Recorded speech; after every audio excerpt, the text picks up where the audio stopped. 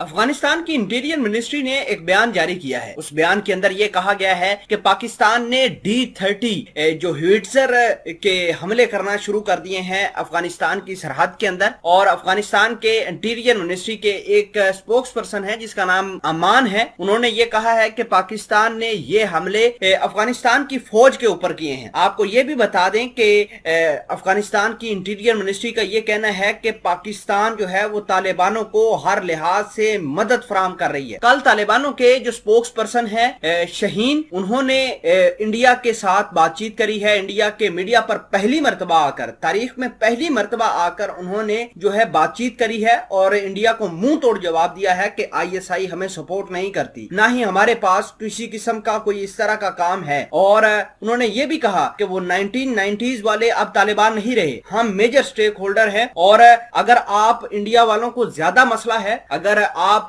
ज्यादा प्रोपेगेंडा बनाते हैं तो आप अपने एंकर पर्सन अफगानिस्तान के अंदर भेजें, हम उनको सच दिखाएंगे कि सच क्या है, कौन शख्स जो है वायलेंस करता है, अशरफ गनी करता है या तालिबान करता है। इस तरह की बातचीत सामने निकल कर आई है। फिलहाल के लिए आपको ये भी बता दें कि पाकिस्तान और अफगानिस्तान यानी अशरफ गनी की गवर्नमेंट के जो क्लैश है वो दिन ब दिन बढ़ रहे हैं। उधर इमरान खान ने और पाकिस्तान आर्मी ने भी सर जोड़कर अपनी जो पॉलिसी है वो ज्यादा बेहतर बनाने का फैसला किया है। मामलात क्या है, पाकिस्तान के अंदर कौन सी नई पॉलिसी बन रही है, इस हवाले से भी बातचीत करेंगे। छोटी सी गुजारिश है कि आप हमारा YouTube चैनल हसनात टीवी को सब्सक्राइब कर ले, घंटी के निशान को दबा ले ताकि लेटेस्ट न्यूज आप तक बर वक्त पहुंचती रहे। नाजरीन ग्रामी, बात यह है कि पाकिस्तान और अफगानिस्तान के ताल्लुकात शुरू से खराब है। आज अफगानिस्तान की इंटीरियर मिनिस्ट्री ने पाकिस्तान के ऊपर यह इल्जाम लगाया है कि पाकिस्तान अपने तोपखाने सरहद के ऊपर बना रहा है और उन तोपखानों की मदद से D-30 मोटार जो है वो दाग रहा है और उन जगहों पर दाग रहा है जहां पर तालिबान आकर स्टैब्लिश हो चुके हैं और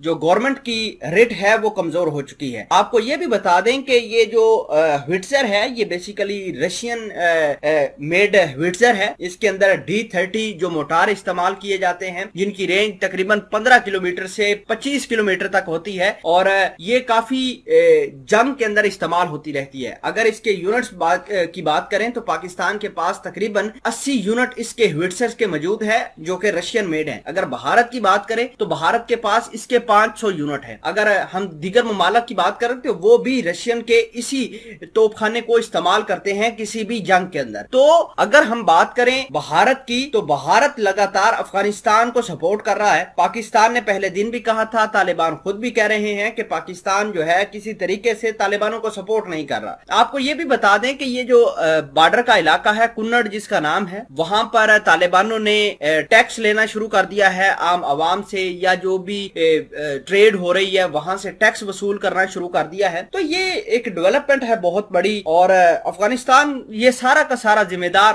अपने आप को छोड़कर, अमेरिका को छोड़कर पाकिस्तान को ठहरा रहा है। हैरानगी की बात यह है कि दुनिया वाले इस बात पर भी कान धर रहे हैं कि पाकिस्तान ही है जो वायलेंस को प्रवोक कर रहा है, चाइना प्रवोक कर रहा है। हालांकि ऐसा नहीं है। अमेरिका को खुद अपनी गलती का एहसास होना चाहिए, अशरफ गनी को खुद अपनी गलती का एहसास होना चाहिए ताकि मामलात अच्छे तरीके से टैकल किए जाए, मामलात सलूशन की तरफ जाए, ना कि जंग की तरफ।